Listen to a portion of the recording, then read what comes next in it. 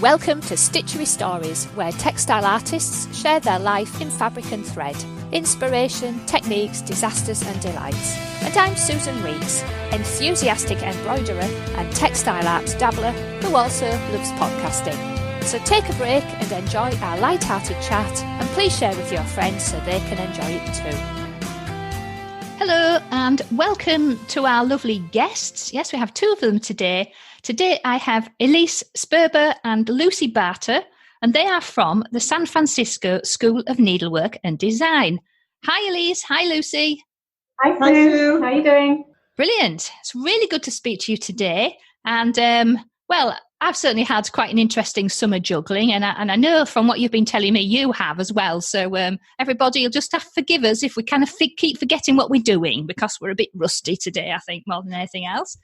So anyway, I've got Ellice and Lucy here, and say they're from the San Francisco School of Needlework and Design, and I would just like to read out what's on their website homepage because I thought it was really nice. Moving the needle forward.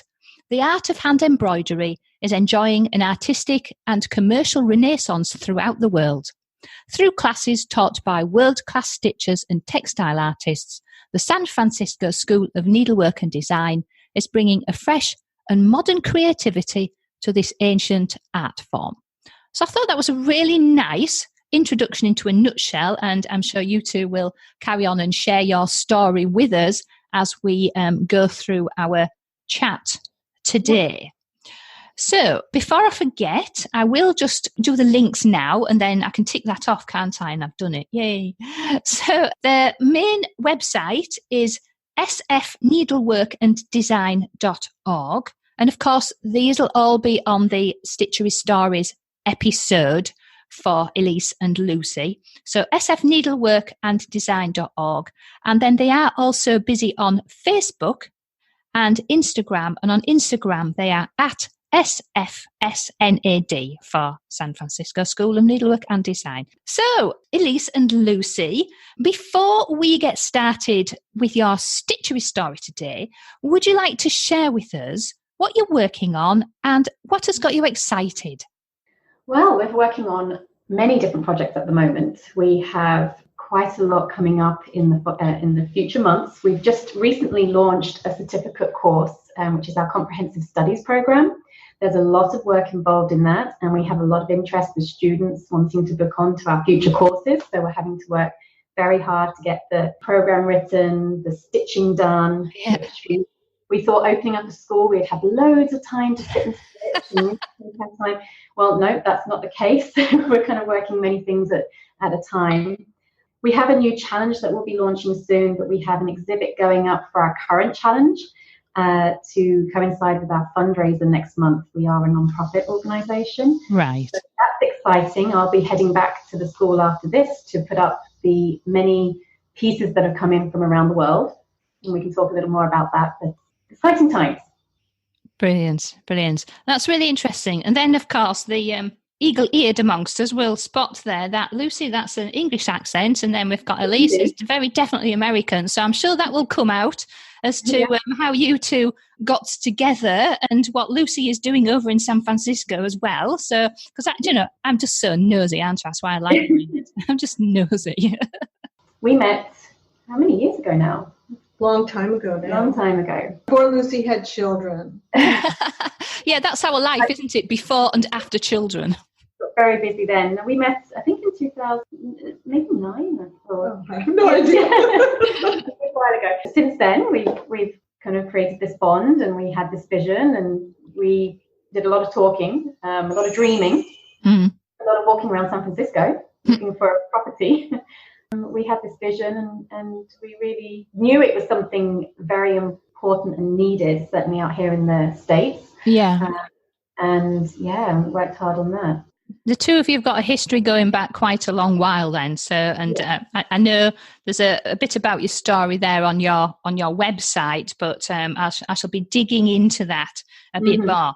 Now, so in terms of what's got you excited, you mentioned there about your challenges. Do you want to explain at this point, is this a good point to talk about your challenges? Sure. When we first started the school, we wanted to have an open house to bring people in, but we realized that a lot of our community lived far away and couldn't attend. So we decided to create a way for people to be involved, even though they were further away. So we developed a challenge, which was something that we drew a picture of sort of the Bay Area and a poppy, and we're in the Tiffany building, and it sort of had a feeling of a Tiffany window. And we sent it out as a PDF and allowed people to fill it in with stitches any way that they wanted to. And we had such a wonderful response to it that it's become an institutional part of our programming. Yeah. So 3 times a year, we come up with a theme. Right. So we're no longer providing people with pre-drawn photos to fill in. Now we're coming up with ideas for people to realize in some kind of a textile art. Yeah. The only requirement is it could be multimedia. It does have to have some stitching on it somewhere. And we've had some really fun ones. We've had burlesque. We've had the Summer of Love. We've had borders. And the current exhibition that will go up Saturday, tomorrow, very soon, hopefully on Saturday, is Talismans. And on September 1st, we have a new challenge opening up, and we've had participants from about 40 countries. Wow!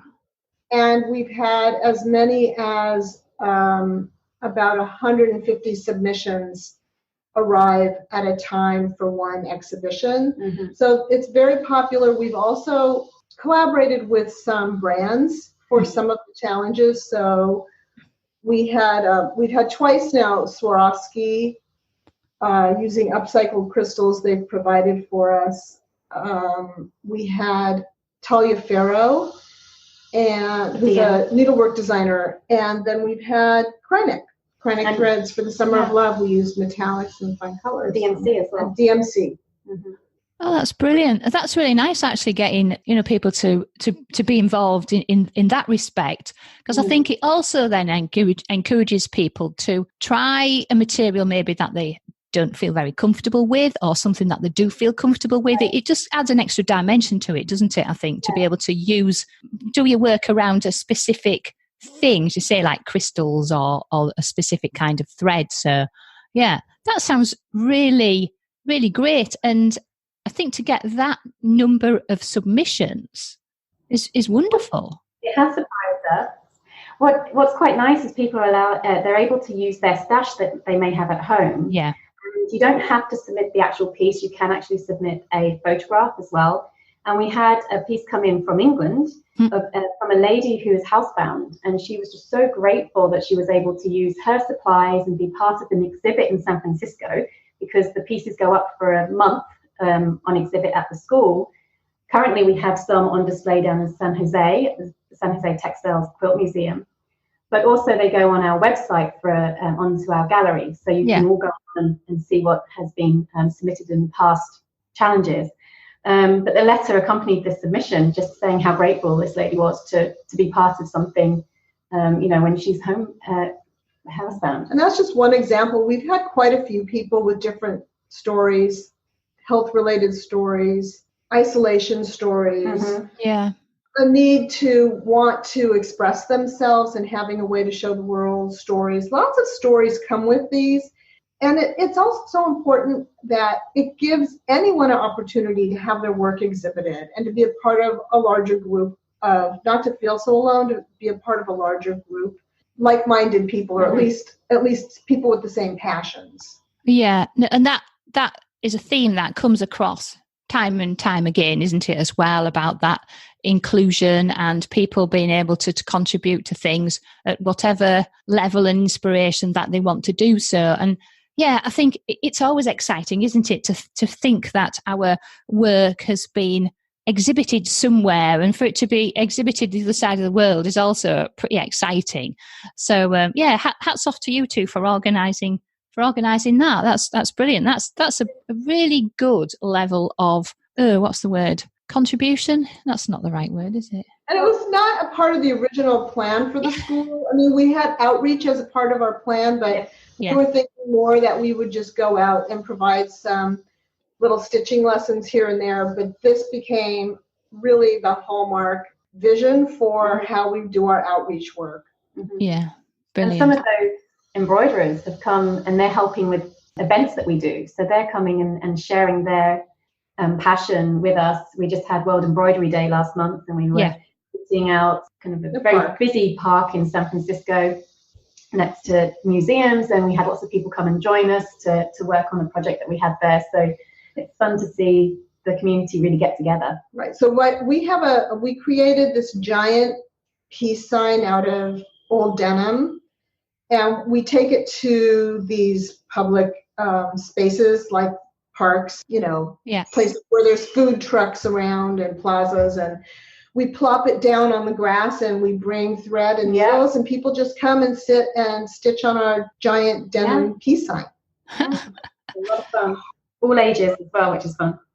Yeah. The Embroiderers Guild over here do similar things. We've all been involved in similar kind of projects. So it's really nice to see the community aspect of all of this, being enjoyed by everybody. And I think that's just part of it, isn't it?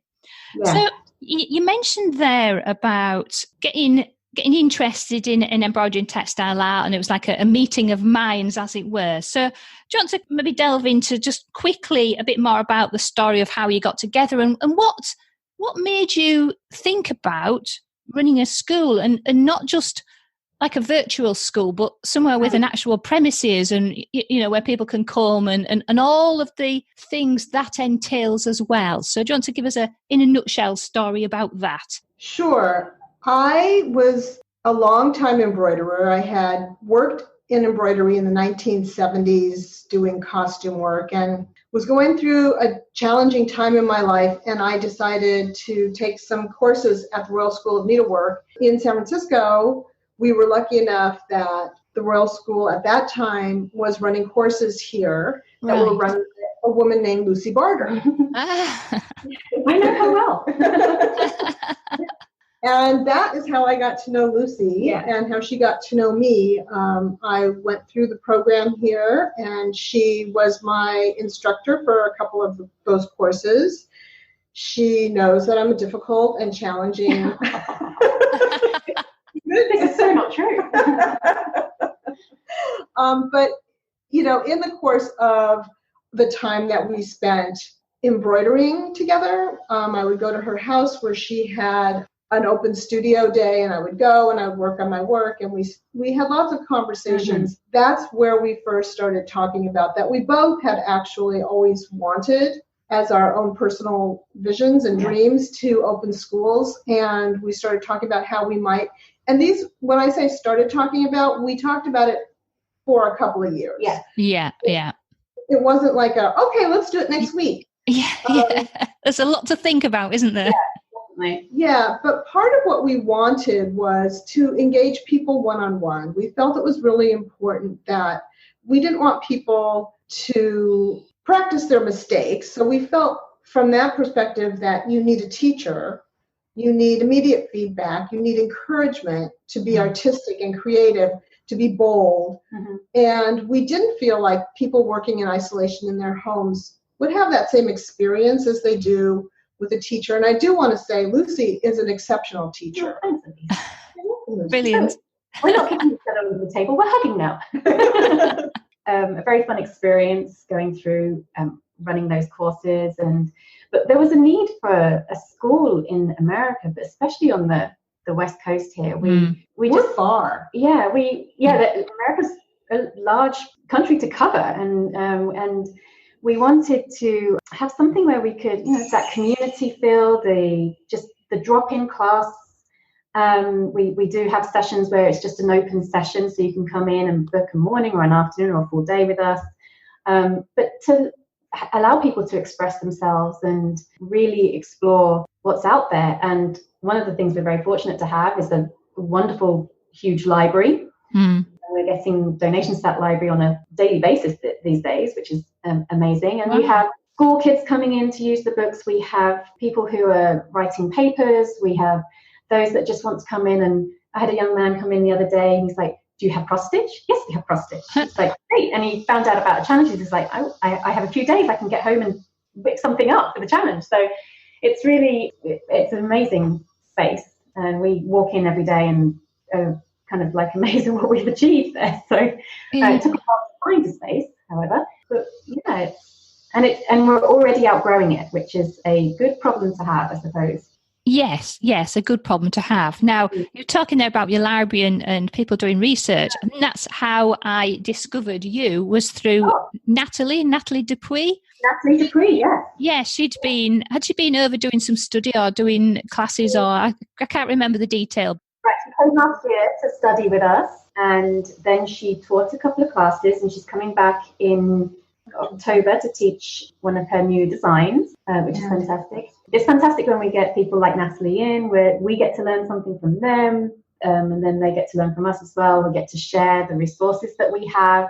Yeah, we have another instructor coming in September, Shanaz Khan, who has taken courses with us, and she's coming to do our certificate program, but she's taught for us also Shisha embroidery, but she's doing Shisha variations at the end of the month, and she'll also be in studying, but she's a costumer for the New York City stage. Wow. Yeah, so she has a lot of exciting things to teach too. So I think I'm taking her Shisha variations class. Oh, you are? Never done learning. There's always something new, isn't there? That's how people think, oh, dull old embroidery, good grief, haven't you all done the same old damn stitches? Well, no, there's that many things to learn and ways of doing it and ways of combining it, and it's just like, there's always, isn't there, always something new to learn. We learn a lot from the people who walk through our doors and from each other, that we've got little things stored away that, we pull out from nowhere, and it's fun. We all get to travel and bring back what we find as well. So that it's just, we live, breathe and eat embroidery. Yay. And do you know what? I've had, I very quickly developed a global audience. So we've got people listening from all over the world. There are a lot in America. And I get little notes and emails and stuff all the time. And very often people from America, and specifically as well on the Western side, have all said, it's really great to be introduced to new artists through the podcast, but also that it can be hard to find classes in this range of techniques as well. So it's definitely something. I think you've caught the right moment and mood there, haven't you? Yes, yeah. We've been also surprised at the clientele that we have coming into the school. We were decorating with the view of having the retirees or the people ladies of a certain age. Yeah, and it's not been the case at all. We've gone completely the other way. We have a very young audience. Very young. Mm-hmm. Fabulous. Of students, it's exciting. Yeah. So with as we've mentioned, we do a lot of community and outreach. And just coming here today, I passed one of the high schools that we've been doing a lot of projects with, and the first time the students kind of dragged their feet in, didn't they? They stepped down. We're doing embroidery. Day two, they're just like, they were designing their own things. They were embroidering their jackets. They were just having so much fun with it, and that's so fulfilling and rewarding for us. And I think we have a tear here and there because we feel so good about what we are doing, certainly with the younger generations out there. Yeah.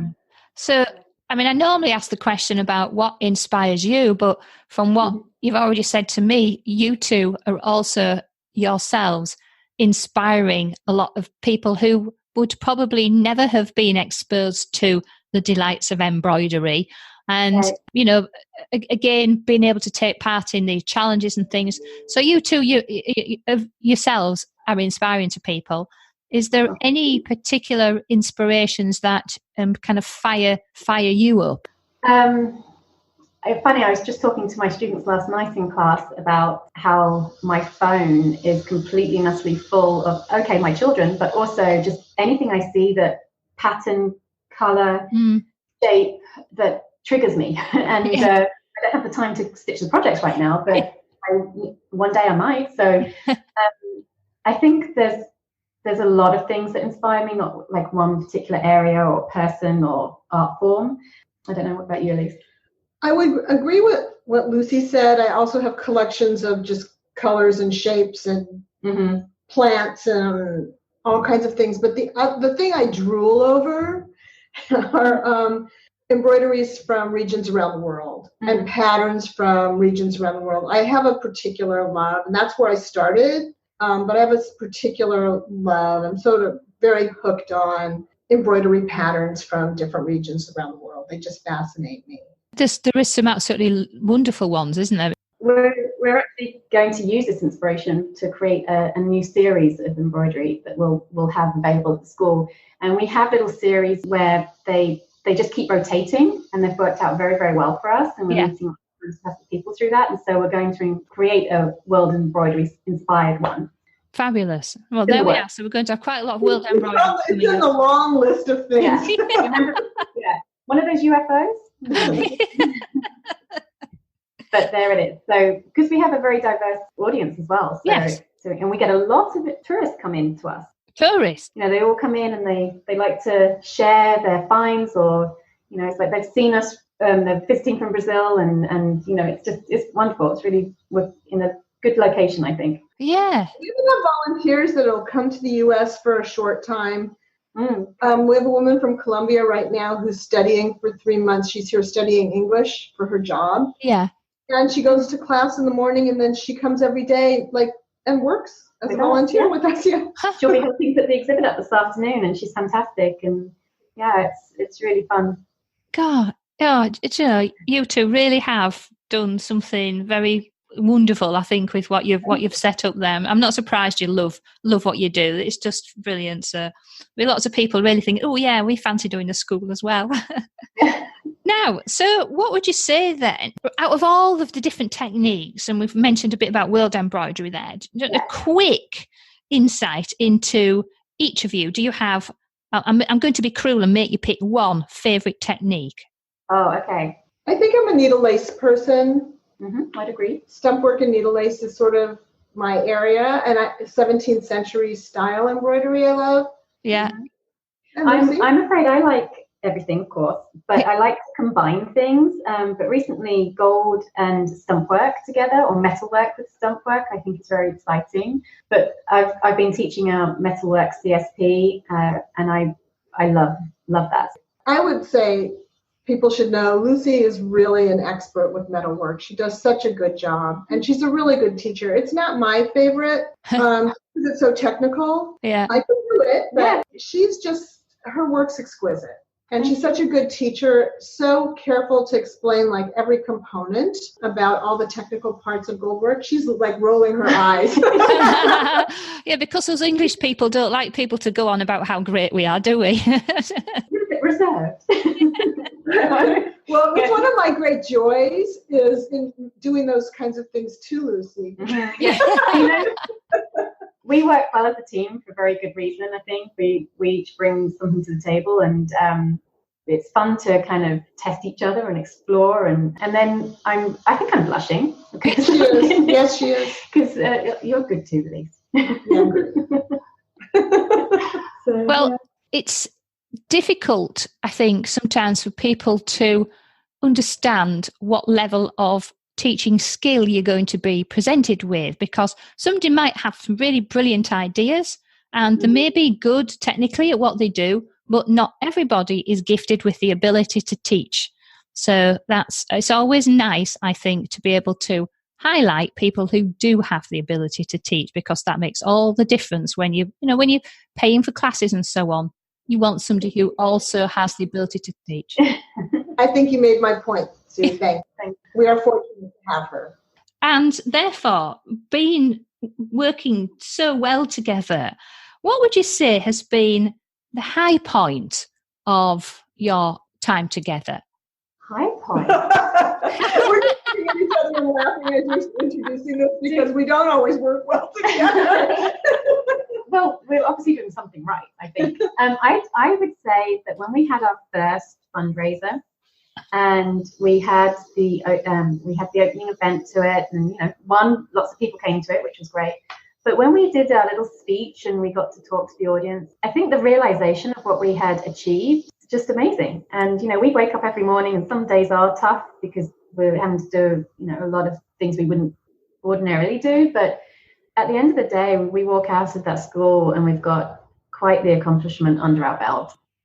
We've got through 3 years now. We're not in any way slowing down. And I think, it's just the fact that we're open, we're surviving. Yeah. And getting that following as well. Yeah, I think that's a really nice high point. As you say, realizing what you actually have achieved, because so often we're in the weeds, aren't we? We're kind of doing everything. When we work for ourselves, we don't have a department for this and a team for that. It's us. And we just have to grit our teeth and grin and get on with it, don't we? And as you say, it can be an absolute challenge. Everybody will understand the challenges involved. But to overcome those challenges, and then to have developed such wonderful connections with people, and to have developed such as you say, a different audience, a different student base than what you'd first imagined, has got to be a highlight in anybody's book. And I think the fact that you're doing it together and obviously have skills and strengths that complement each other is really great. So I can understand that highlight, definitely. We must shout out to the rest of our team as well, though, because our staff are amazing. Teachers, guest teachers, but everyone who's involved with SNAD is it's certainly a team effort. It's not just one or two of us behind the scenes kind of pulling all this together. And I also say, we're a nonprofit. We have a nonprofit board. We have, a whole group of board members who really care about the school, who help us make strategic decisions for the school. That's really important. I sit on that side of the school. I usually am not a part of the operations of the school, but I have been lately because our executive director's been out with a family emergency. Yeah. But we do have, and then our volunteers. So we have a staff, we have a board, and we have volunteers. And our students who keep coming back. And students, that, it creates a bigger engine, even though some days it feels like, I'm sitting by myself and writing and like I don't have anybody to bounce it off of.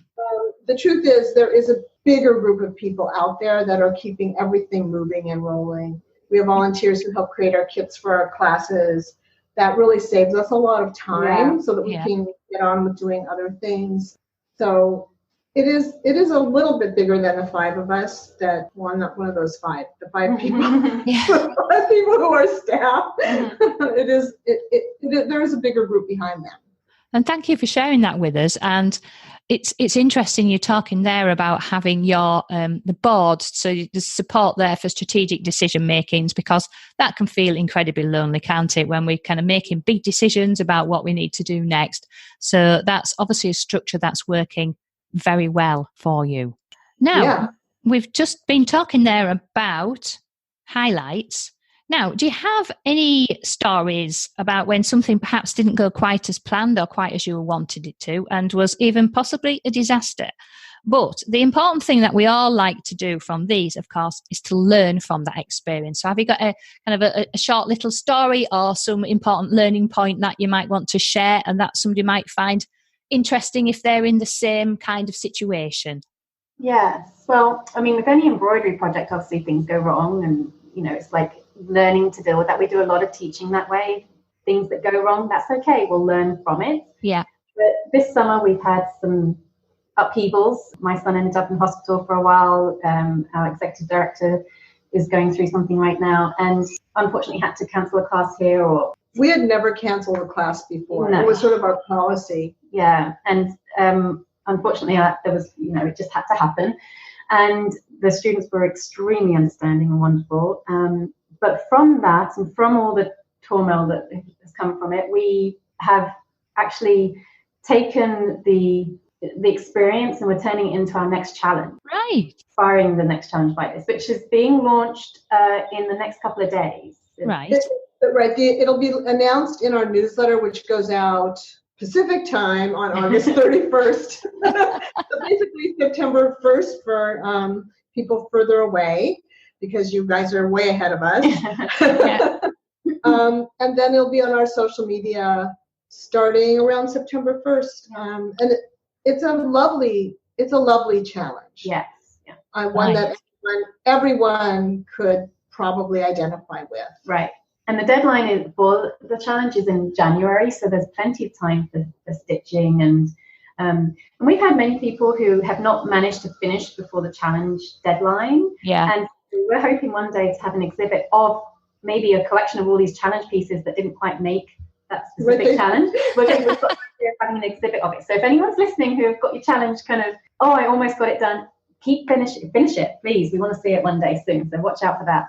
Right. Well, yeah. That combines with the something else we always talk about. But just coming back, so you're going to release this, let's say, for sake of argument, the 1st of September, and that'll work really well because this episode is going to be the first of our next series, and that'll go out on the Wednesday, which is the 4th.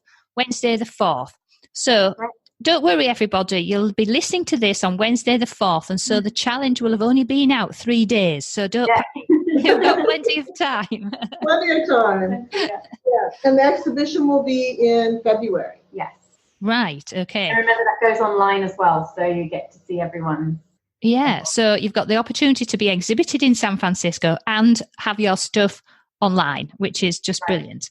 Now, so that was interesting talking about UFOs because we usually have a bit of a laugh about those, don't we? But that's really interesting because, everybody signs up for these challenges and we don't all finish. And so that's really nice to be able to have a second chance at getting that damn UFO out of the way. Brilliant. Yeah. No, we hope, I think that will have a big draw actually. And we've had 11, this will be the 11th, I think, challenge that we've got now. So, over the years, there'll be some with crystals in, some with, Summer of Love theme and whatever. It'll be fun to have pulled together. So. Yeah, no, that's a really good incentive because it's too easy to just go, I've missed the deadline for that now. Oh, well, never mind. I've got one sitting around from last year for the, it was the centenary of women in the UK getting the vote. And I had a really busy summer and I just didn't get this piece done. And so, of course, I haven't done anything with it now because it's like, I've missed the year now. It's just useless. Well, one nice thing that happened from our challenges as well, we have a collection at the school, and from several of the challenges we've had a piece donated to us. So we now have some samples that we can show people and put a little display together and be like, it might be a printed textile with a few stitches here. It might be something that's knitted and have some beads attached. So it's nice to be able to share some of those works that have been generously donated to us. Yeah, that's really great. What a good idea as well. So there we are, everybody. You've got your challenge coming up. And if you've got an unfinished challenge from before, get on with that as well because there's still hope yet. Yeah. And so, as we mentioned, we have people from all around the world. So we get a lot from South Africa, Australia, the UK, definitely well represented. We have France, we have Russia, Romania, Italy. Fabulous. Somebody from Hong Kong. We have followers in Hong Kong, but I don't think we've had a submission yet from there. India, we have people submitting. Wow. Brilliant. Right. Well, if there's anybody in Hong Kong listening, Get on and get a challenge done. Oh, I'm dreadful, aren't I? Right. Anyway, so that's all been absolutely fabulous. Now, so you've mentioned there about, obviously, the upcoming challenge. So as we kind of wrap up the last couple of minutes, do you have any other plans and projects that you'd like to share with us today? Well, I think our biggest project is our certificate program, the Comprehensive Studies program. We successfully launched the first 2 metalwork and surface embroidery in January of this year. We've had sold out sessions all through this year. Next year, we're introducing in January counted and needle painting. Yeah. We're frantically working on getting all that ready to go, including some stitching. And then we have 2 more. 2 more to come after that, which will be raised embroidery, which will include stump work and applique, and white work. It was in the original draft. So when we sat down and we wrote an original strategic plan for the school, which was just the 2 of us at that point, it included the certificate program. And what's so funny is I recently went back and looked at our application for our nonprofit status where we wrote about it. And we actually, have created exactly what we said we were going to create. Brilliant. So sometimes those things change, but but the writing of it it's very intense. You were asking before about, how do we learn, and we were talking about how we learn from each other and we learn from our students. But, really when you sit down and you start analyzing an area of an embroidery and you try to think, now, what is important for us to share with our students? What should they learn about this? It gets crazy big. Like, there's so much, and there's so much that we'd like to continue to learn, and it's so expansive. It's like we have to figure out, how do you edit yourself? Yes. Put these programs together. It's something I was just talking to Lucy about last night in writing up an assignment for an upcoming certificate course. Was like, there's only 5 days. Yeah. That's a big challenge, is learning to edit ourselves. Yeah, and that I can agree with that totally, because I'm busy producing courses for various online technologies, and it's like, well, where do I start? Where do I draw the line? It can go on. It's bottomless, isn't it? So that is a really key point there, learning to edit ourselves. Definitely. Right. Well, do you know, this has been absolutely fascinating. I've really, really enjoyed chatting to both of you. I've learned so much, and just I'm feeling really inspired again by what you've set up, and just what we can all achieve when we sit down and put our minds to it. So hats off to you two for bringing embroidery to San Francisco, and in such a creative and obviously engaging way. So maybe we'll see one of your pieces in our challenge soon. Yes, Sue. I saw the hoop earlier. We had a little video. We saw the hoop sitting on the chair behind her. She's ready to go. Yeah, well, do you know, this could almost be, it has always been a disaster. I've just done one for the Embroiderers Guild, their home project, and it has to be in by the 31st of August, and today's the 29th, and it actually went in the post today, so it's been hit and miss. There's been a string of disasters going on with that one, which I'm sure at some point I'll share with you, but I'll give it a try. So what's the best way for people to keep in touch with the challenges and to find out everything that you do? Is that from your website? Do you have a newsletter or something? So yes, it would be through our website, and we have a special section just for the challenges. There's a registration form, so we ask everybody to fill out a form so we can keep track of people and keep them up to date on what's going on. And then we also have a newsletter, and you could either email us at info@sfsnad.org, or you can go to the website, sign up there, or click on info@. Or follow on Facebook as well. You get to... we always post the newsletter on Facebook a few days after we publish it. So once a month. Yeah. Oh, see, it's there. It says on there, top left on your website, join our mailing list. Brilliant. Right. So there we are. So all those links and everything will be on your episode. And there we are. I could carry on talking to you all day, but it is actually 7:00 tonight, and I'm starving. I haven't had any tea yet. Well, thank you so much for inviting us onto your show. It's been a pleasure. We've enjoyed it very much. Oh, it's been absolutely brilliant speaking to both of you. So thank you, Ellice. Thank you, Lucy. It's been wonderful. Thank you. Okay. Bye. Bye. Bye. If you enjoyed this episode and want to hear more, then please join the Stitchery Stories fan club so you can get an email when a new episode is released. It's a quick and easy way of listening and of keeping up with any news and information around this podcast. Please visit stitcherystories.com. Of course, you can listen to Stitchery Stories on plenty of podcast apps at Apple Podcasts, Google Podcasts, Spotify, and plenty more besides. You can also ask your smart speaker to play Stitchery Stories podcast too. But wherever you listen, why not leave us a rating and a review to encourage other people to listen too? I very much appreciate you taking the time to do that for me. So that is the end of our Stitchery story for today. Keep stitching, keep smiling, and keep creating your very own Stitchery Stories.